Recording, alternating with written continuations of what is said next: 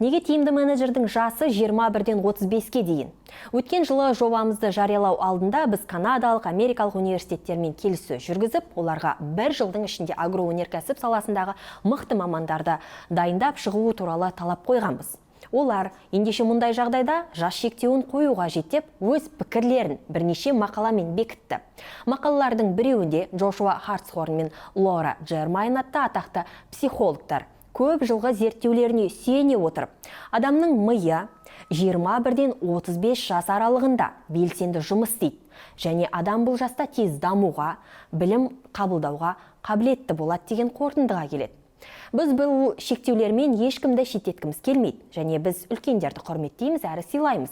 Біз бар болғаны ғалымдардың ұсыныстарын басшылыққа ала отырып, жобаның жұмысы тез басталу үшін тек тиімді менеджерлердің жасына осындай шектеу қойдық.